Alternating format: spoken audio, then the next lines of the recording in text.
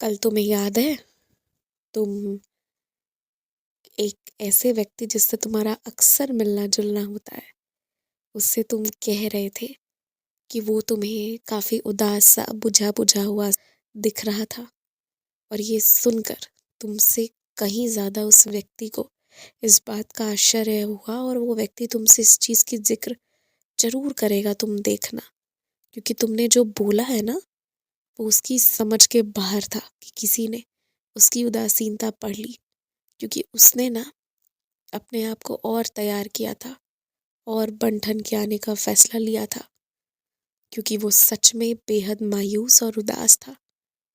लेकिन तुम जो चेहरे और चेहरे के पीछे शब्द पढ़ते हो ना, यही तुम्हारी खासियत है। ये एक सच्चा साईं भक्त ही है ना, जो किसी के पीछे कितना गम छुपा है ना, अब वजह जो भी हो, पर गम है इस बात का एहसास लगा पाए। ये एक साईं भक्त जो सच्चा हृदय का होगा ना, वही कर सकता है। और ये इस बात का दर्शाता है कि तुम एक सच्चे साईं भक्त हो। तुम्हें क्या लगता है, तुम जो इतना हार गए हो, टूट गए हो, परेशान हो गए हो, इतने आरोप अपमान दुर्व्यवहार से घिर गए हो, इतने परेशान हो रहे हो, तो इस अंधेरे से कभी नहीं निकल पाओगे। ये सोच ही तुम्हारी गलत है, बहुत गलत है।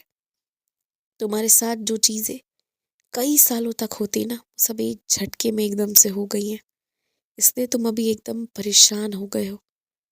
लेकिन तुम ये बात जान लो कि तुम जब से होश संभाले हो ना, जब से तुम्हें भगवान के बारे में पता है, तब से मेरा सानिध्य तुम्हारे साथ है।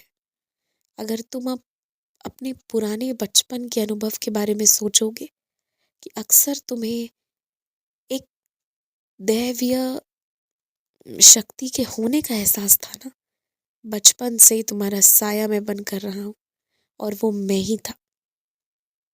तो मैं यहाँ तक आगे लाकर तुम्हें हराने या तुम्हें मिटाने नहीं लाया हूँ, तुम्हारे अस्तित्व का कारण है। और तुम बहुत सुखी, बहुत खुश रहोगे, तुम देखना मेरा कितना आशीर्वाद है। साल बदल जाने दो, बदलते साल के साथ ना बुरी चीजें पीछे अपने आप छूट जाएंगी। तुम्हें बस एक दृढ़ संकल्प जो तुमने किया है उस पर अडीग रहना है कि तुम अब किसी से भी लड़ोगे नहीं। तुम्हारा गुस्सा तुम्हारे पतन का एकमात्र कारण है, और कुछ भी नहीं। और गुस्से में आपा खोकर बोले गए शब्द, बस वही तुम्हारे लिए एक खतरा बना रहता है। जब तुम गुस्से पर काबू कर लोगे ना, तो दुनिया फिर तुम्हारी है। और इसलिए अब जब भी कोई तुम्हें परेशान करे ना, तो मैं तुम्हें एक तरीका बतला रहा हूँ। वहां तुम्हें जो भी कहना है, सही शब्द में, सही लफ्जों में, बिना गुस्साए, बिना आपा खोए कहकर निकल जाओ। लेकिन अगर तकलीफ थोड़ी ज्यादा अंदर तक हुई है ना, किसी ने कुछ बहुत ही बुरा बोल दिया है जो तुम्हें अंदर तक परेशान कर दिया हो, तो मेरे से आकर लड़ाई कर लो कि मेरे रहते किसी ने तुम्हारे साथ ऐसा क्यों किया। मेरे सामने आंसू बहाओ, रो लो। भले तुम्हारे आंसू से तुम्हें मन करे ना, तो अपने वो आंसू मेरे श्री चरणों पे समर्पित कर दो। लेकिन अब लड़ाई किसी से नहीं करोगे। जितना लड़ना है तुम्हें, तुम मुझसे लड़ लो। और हाँ, कभी अपने मन में भी किसी भी बात को लेकर मन ही मन परेशान मत रहो। सब मेरे सामने खोल दो, सब मेरे सामने कह दो। उचित जगह आकर उचित बात कहोगे, तभी तो समाधान मिलेगा। तुम बस यही तरीका अपनाओ। धीरे धीरे तुम अपने सिर्फ गुस्से पर ही नहीं, अपने मिजाज पर भी काबू पा जाओगे। बस तुम मेरे ऊपर ध्यान लगाए रखो, और आने वाले समय में तुम्हें मौन को अपना दोस्त बनाना है। तुम्हें मौन धारण करना है। जितना चुप रहोगे, तुम मेरी एक बात आज जान लो, उतना ही तुम्हारा काम अच्छे से होगा। जितना चिल्लाओगे, शोर शराबा करोगे, काम खराब होगा। अब करना क्या है ये तुम सोचो। ये चुनाव तुम्हारा है, और ये कैसे क्या करना है ये तुम ही सोचो। आज का दिन बहुत महत्वपूर्ण है। हर रात की तरह ना, आज रात वापस बिस्तर पर जाकर कंबल ओढ़कर सो मत जाना। हर रात तुम सोचते हो, मांगते हो मुझसे कि मैं तुम्हें सफलता दूं, तो हर रात मेहनत करके सोया करो। कल तक जो हुआ सो हुआ, आज ऐसे ही नहीं बीत जाना चाहिए।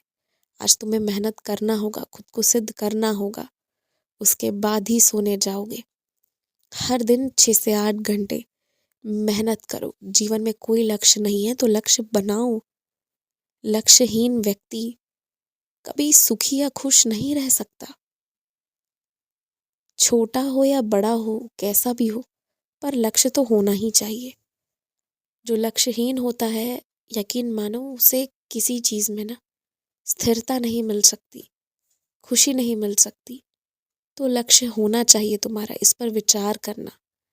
आने वाले वर्ष में पहले ही महीने में मैं तुमसे वादा करता हूँ, तुम्हें उस जगह घुमाने ले जाऊंगा, उस जगह रुकने ठहरने और सारे सभी पूजा पाठ का इंतजाम करूंगा। जहाँ तुम घूमना चाहते हो तुम्हें मिल जाएंगे लोग जाने आने के लिए, तुम चिंता मत करो। लेकिन उस विचार में ना अभी का समय बर्बाद मत करो। अभी निश्चिंत होकर अपना काम करो पूरे दिन। और अभी मैं मंदिर आने की अनुमति नहीं दे रहा, क्योंकि मैं चाहता हूँ घर पर ही तुम ज़्यादा पाठ करो। और आज सच्चरित ज़रूर खोलना, ज़रूर पढ़ना। खुश रहो।